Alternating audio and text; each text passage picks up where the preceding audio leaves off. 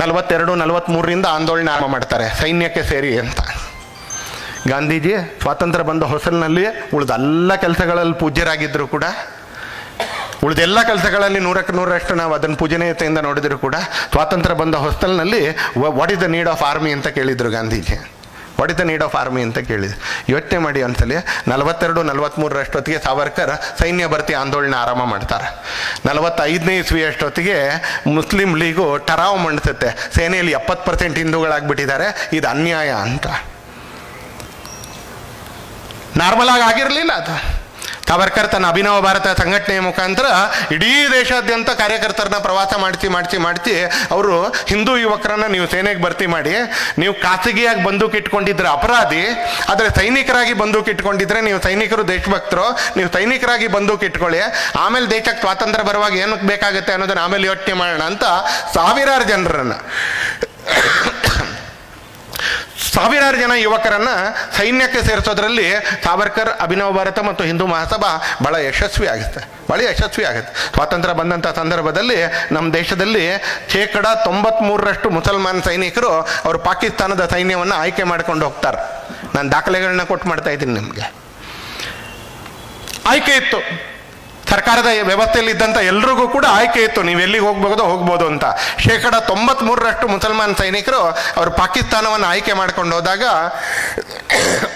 ಅಕಸ್ಮಾತ್ ಅಭಿನವ ಭಾರತ ಮತ್ತು ಸಾವರ್ಕರ್ ಸೈನ್ಯ ಭರ್ತಿ ಆಂದೋಲನವನ್ನು ತಗೊಳ್ಳದೇ ಇದ್ದಿದ್ರೆ 7-8 ವರ್ಷಗಳಿಂದ ಭಾರತದ ಸೈನ್ಯದಲ್ಲಿ ಇನ್ಯಾರು ಇರ್ತಿದ್ರು ಅಂತ ನೀವೇ ಯೋಚನೆ ಮಾಡಿ. ಆ ಸಂದರ್ಭದಲ್ಲಿ ಇನ್ಯಾರು ಇರ್ತಿದ್ರು ಅಂತ ಯೋಚನೆ ಮಾಡಿ.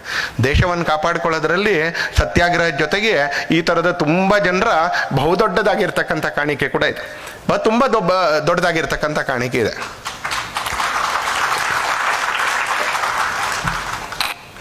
ಚೀನಾ ಯುದ್ಧ ಬಂತು, ಸಾವರ್ಕರ್ ಅವರು ಎಚ್ಚರಿಸಿದ್ರು.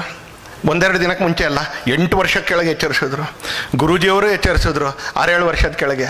ಪಂಡಿತ್ ದೀನ್ ದಯಾಳ್ರು ಜನಸಂಘದ ಪ್ರಧಾನ ಕಾರ್ಯದರ್ಶಿಯಾಗಿ ಅಧ್ಯಕ್ಷರಾಗಿ ಎಚ್ಚರಿಸ್ತಾನೆ ಇದ್ರು. ಇಲ್ಲ, ಸರಿ ಹೋಗ್ತಾ ಇಲ್ಲ, ಹಿಂದಿ ಚೀನಿ ಬಾಯಿ ಆಗಕ್ಕೆ ಸಾಧ್ಯ ಇಲ್ಲ. ಬಾಯಿ ಅಂತಕ್ಕಂಥ ವ್ಯವಹಾರ ನಡೆಸಬೇಕು ಅಂದ್ರೆ ನಡೆಸಿ, ಆದರೆ ಸೇನೆನೂ ಸಿದ್ಧಗೊಳಿಸಿ ಅಂತ. ಆದರೆ ಸೇನೆಗೊಂದು ಶೂ ತರಲಿಲ್ಲ, ಸೇನೆಗೊಂದು ಶಸ್ತ್ರ ತರಲಿಲ್ಲ. ನನ್ನ ವಿದೇಶಾಂಗ ನೀತಿಯಿಂದಾನೇ ನಾನು ಜಗತ್ತನ್ನು ಗೆದ್ಕೊಳ್ತೀನಿ ಅಂತಕ್ಕಂಥ ಭ್ರಮೆಯಲ್ಲಿದ್ದಂಥ ಜವಾಹರ್ಲಾಲ್ ನೆಹರು 8 ವರ್ಷದ ಕೆಳಗೆ ಸಾವರ್ಕರ್ ಎಚ್ಚರ ಕೊಡ್ತಾರೆ, ಸಹೃದಯತೆಯಿಂದ ಎಚ್ಚರ ಕೊಡ್ತಾರೆ. ವಿರೋಧ ಮಾಡಲಿಲ್ಲ ಅವ್ರ ಸರ್ಕಾರವನ್ನು, ಬಟ್ ಪತ್ರ ಬರೀತಾರೆ, ಈ ನೀತಿ ಕಾರಣಕ್ಕೆ ನಿಮಗೆ ಸಮಸ್ಯೆ ಆಗುತ್ತೆ, ಚೀನಾವನ್ನು ನಂಬಲಿಕ್ಕೆ ಸಾಧ್ಯ ಇಲ್ಲ, ಅದು ಜಗತ್ತಿನಲ್ಲಿ ವಿಸ್ತರಣಾವಾದಿಯಾಗಿ ಹೋಗ್ತಾ ಇದೆ, ಹೀಗಾಗಿ ನಾವು ಭಾರತ ಎಚ್ಚರಿಕೆಯಿಂದ ಇರಬೇಕು ಅಂತ ಅಂದ್ಕೊಂಡು ಅವರು ನೇರ ಪತ್ರ ಬರೀತಾರೆ. ಅದೇ ರೀತಿ ಪೂಜನೀಯ ಗುರೂಜಿಯವರು ಬರೀತಾರೆ, ಅದೇ ರೀತಿ ಶ್ರದ್ಧೆಯ ದೀನ್ ದಯಾಳ್ ಉಪಾಧ್ಯಾಯರು ಬರೀತಾರೆ. ಯಾರು ಹೇಳಿದ್ದನ್ನು ನೆಹರು ಕೇಳಲಿಲ್ಲ. ಇವತ್ತು ನಾವು ನೋಡ್ತೀವಿ 62ರ ದುಸ್ಸಾಹಸದ ಕಾರಣಕ್ಕೆ ಇವತ್ತು ಚೀನಾ ಈ ಕ್ಷಣಕ್ಕೂ ಕೂಡ ಎಲ್ಲ ಸಂದರ್ಭಗಳಲ್ಲೂ ಭಾರತದ ಮೇಲೆ ಒತ್ತಡ ಹಾಕುವಂಥ ಪ್ರಯತ್ನ ಮಾಡುತ್ತೆ.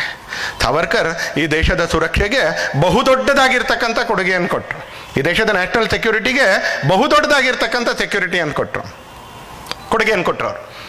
ಅವ್ರ ಪಾತ್ರವನ್ನು ಎಂದಿಗೂ ಕೂಡ ನಾನು ಅನ್ಕೊಳ್ತೀನಿ ಮರೀಲಿಕ್ಕೆ ಸಾಧ್ಯನೇ ಇಲ್ಲ. ಹೀಗೆ ಸಾವರ್ಕರ್ ಬಹು ಆಯಾಮಿ ವ್ಯಕ್ತಿತ್ವ ಅವ್ರದ್ದು.